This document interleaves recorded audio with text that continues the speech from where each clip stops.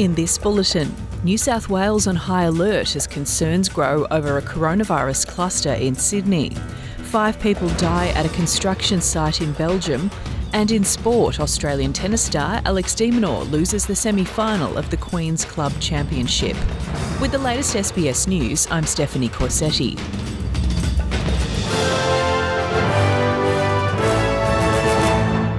A 30-year-old man is the latest coronavirus case to be added to Sunday's figures for New South Wales after his infection was reported yesterday. Health authorities are working to control an outbreak of 6 COVID-19 cases in Sydney as the number of coronavirus exposure sites grows. 2 Sydney gyms were named as high-risk venues last night after infectious people attended, while 2 cases were officially recorded on Saturday. Western Australia and South Australia have shut their borders for those who have visited New South Wales COVID-19 exposure sites, while Victoria has tightened some rules. Meantime, National Cabinet will meet on Monday to discuss what the increased reliance on Pfizer coronavirus vaccine imports means for the immunisation program. On World Refugee Day, the United Nations peak refugee body is calling for greater inclusion of refugees in health systems, education and sport. The organisation is also calling for refugees to gain equal access to education, work and coronavirus vaccines around the world in their host countries.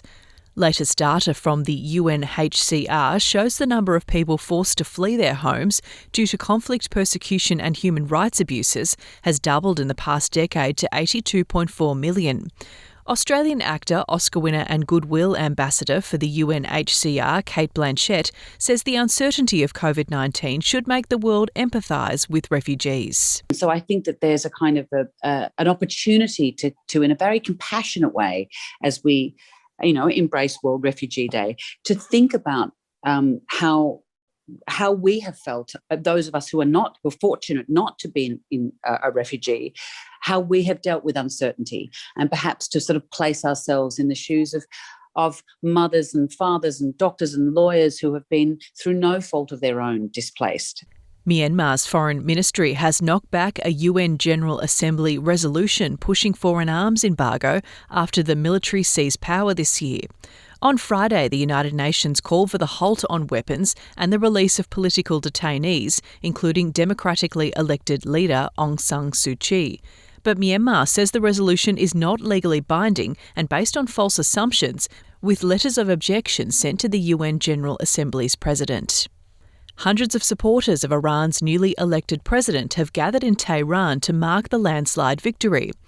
Ebrahim Raisi won the vote on Friday, but 3.7 million people either intentionally or accidentally voided their ballots.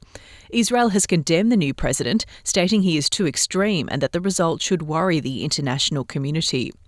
Iranian news boss John Gambrell says Raisi easily won the majority of votes against the other candidates. Now, Raisi's win signifies a major victory for hardliners who've taken control of both the Iranian parliament as well as now the presidency. Outgoing President Hassan Rouhani has visited Mr. Raisi at his offices to congratulate him.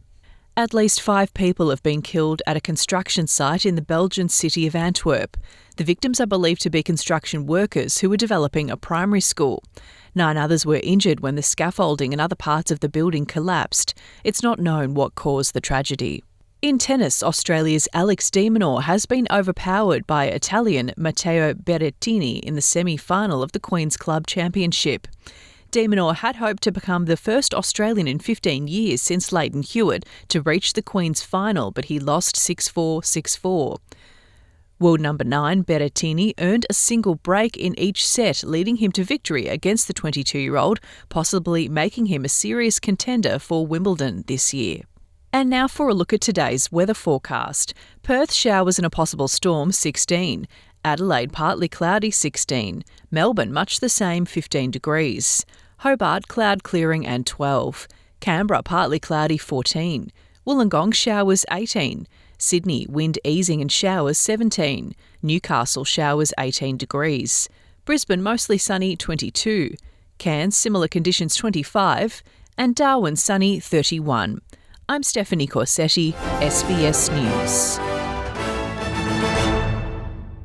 There's a new go-to website for Mandarin and Cantonese speakers in Australia. Keeping you up to date with the latest Australian and international news and community stories in your language. Featuring articles, videos and podcasts. From the headlines to health advice, comfort food to local travel tips. Read, watch or listen anytime, anywhere.